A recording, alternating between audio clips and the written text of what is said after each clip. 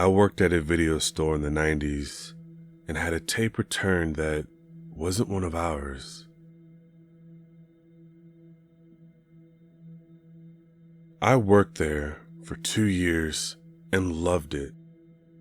There were all kinds of deals and discounts for employees, and we had a big popcorn machine like you see in the movie theaters, free for anyone who wanted a bag. We had a large repeat customer base of regulars that always looked for recommendations, which we were thrilled to give. 2 of us would close at the end of the night, with one typically being a guy. Yet somehow on that Sunday, it ended up being 2 girls, and I was tired from a bad sleep that night before and not feeling great, so I was just trying to get to the end of the shift. My coworker, Michelle's boyfriend, came by about an hour before close and went through the aisles repeatedly, trying to kill time. Finally, I told her she could take off and I'd close up by myself. And it was Sunday, so we'd be closing at 8 p.m., which was a half hour away. And the store had been quiet all day, so I wasn't expecting some big rush. A few minutes after they left, I decided to start the cleanup early, which meant going around and collecting the garbage bags from all the bins around the store. The store itself was huge, with dozens of 5-foot-high rows of VHS tapes and large load-bearing pillars decorated with prop characters. There were TVs playing new releases and all kinds of movie lore. As I walked out from behind the desk to start with the garbage bins closest to the back door, I heard that familiar ding sound come from the front door opening. We had a late customer. I went back behind the desk and put another VHS tape in the automatic tape rewinder. Those things were great.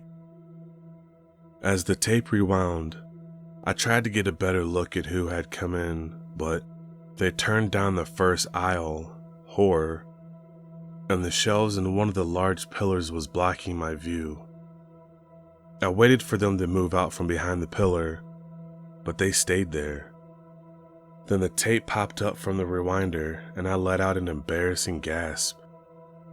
I winced at myself and replaced the tape in its plastic sleeve. I set another tape to rewind and decided to start collecting the garbages near the front. When I got to the horror aisle, the customer was gone.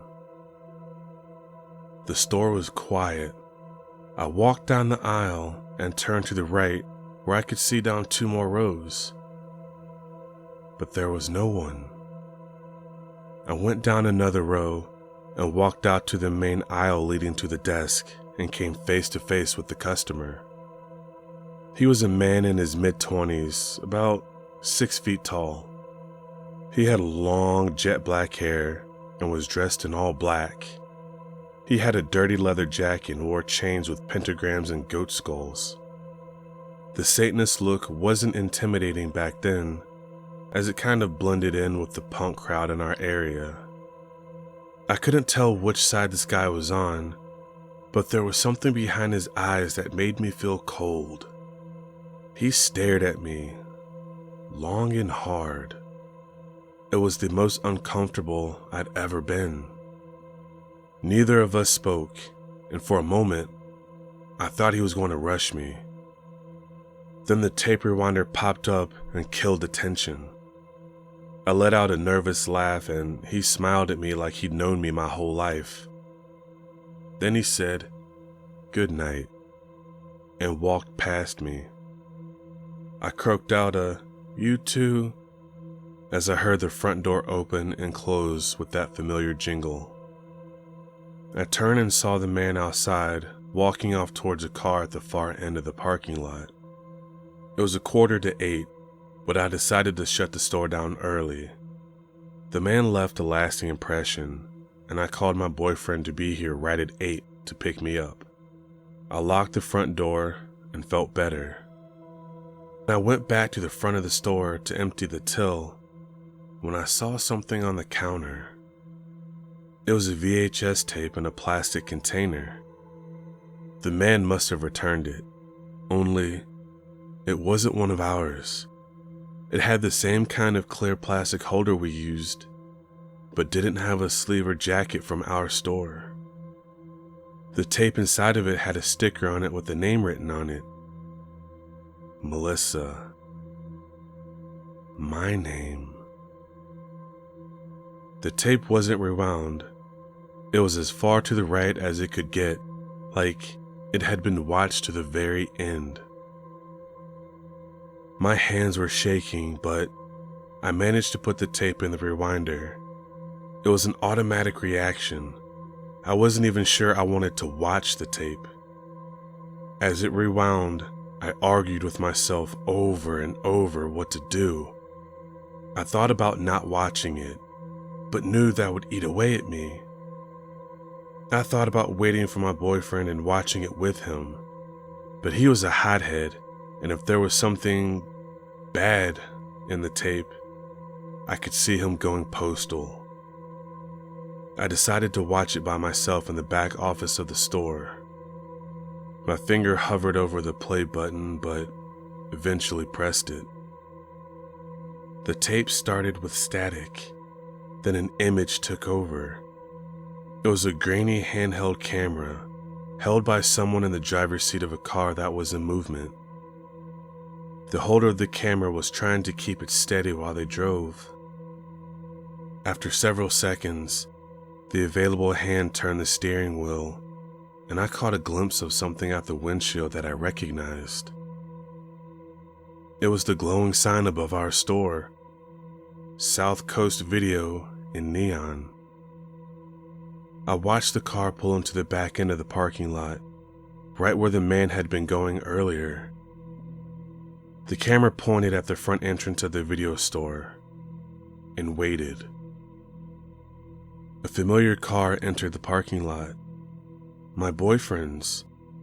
It pulled up in front of the store, and I watched myself kiss my boyfriend and go in. The video cut to footage from a new day and another work drop-off, this time by my parents. It showed another and another, over a dozen cuts of me getting out of cars and going into the store. Then the video showed me coming out, going into whichever car was picking me up that night, and driving off. In the video, I recognized the pants I was wearing from the previous day and realized I was watching footage from last night. I watched myself get into my parents' car and we drove off. And this time, the camera followed. The driver was trailing us and it stuck with us all the way home, watching my parents' car pull into our driveway. The camera focused on our house number, 42, then cut to black. For a moment, I thought that was it, but the tape had more. A new image flickered on. It said it was just after 3 a.m. It was from inside the car again, and it was pointed at my house. The driver's side door opened, and the camera got out.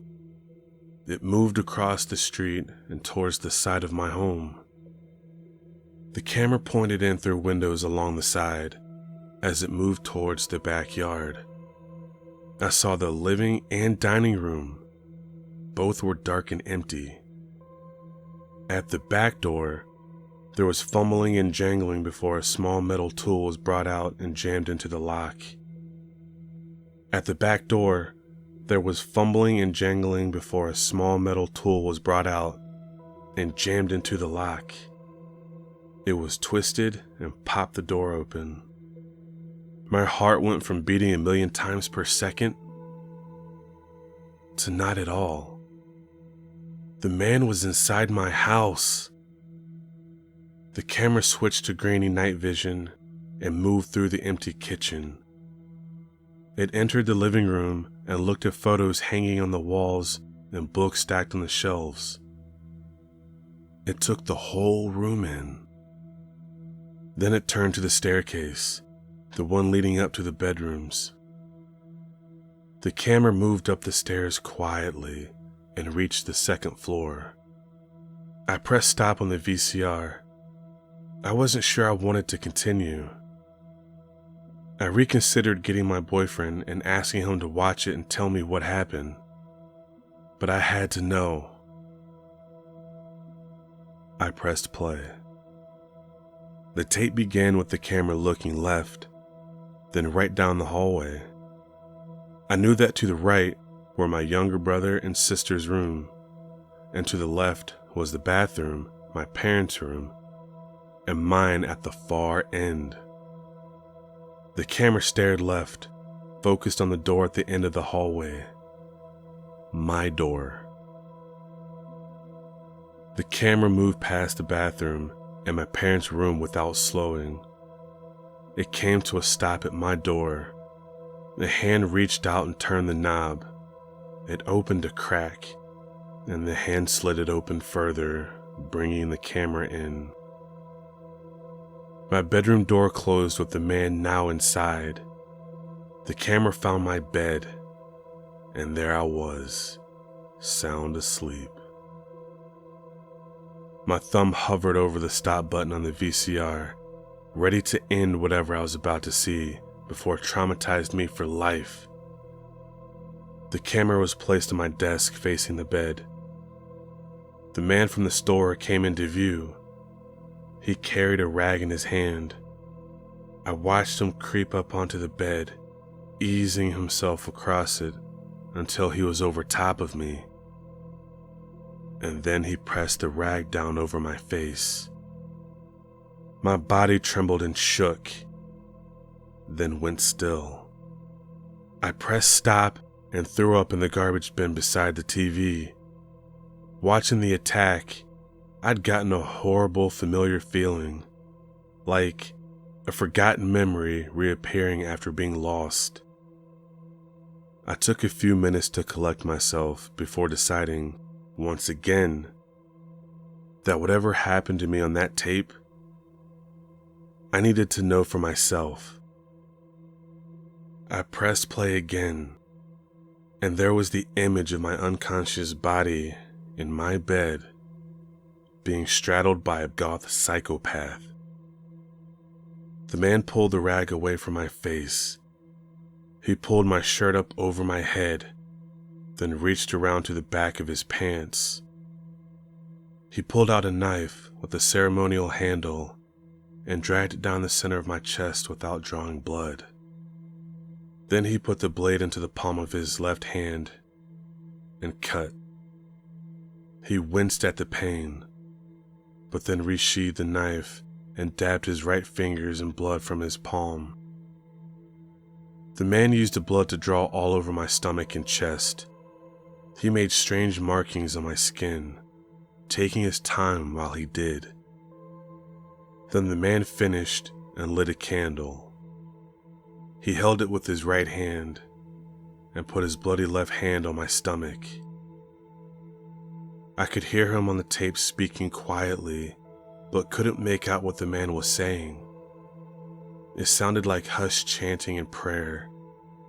As he went on, my back began to arch upwards and lift off the bed. My mouth opened and I held one long continuous gasp for what felt like minutes. Then the man stopped, and so did my gasp. I fell limply back to the bed and the candle blew out. After a moment, the man got up and cleaned the blood from my stomach using a towel he'd brought. He grabbed the camera from my desk and crept out of my room. Everything went hazy after that. I sweat through all my clothes and my body was trembling, but I still watched the camera sneak back out through my house and to his car. The video pulled something back into my memory, a strange, frightening disturbance in the night, only brief flashes in length and dismissed as a bad dream. But I had a horrible migraine when I woke up. It all made sense. I showed the video to my boyfriend and he freaked out, We called the police and gave them every bit of evidence there was. But the man was never found. That was years ago, and the only reason I'm thinking about it now is because I'm pregnant, and there are strange markings appearing on my growing belly that look a lot like the ones the man had drawn in his own blood.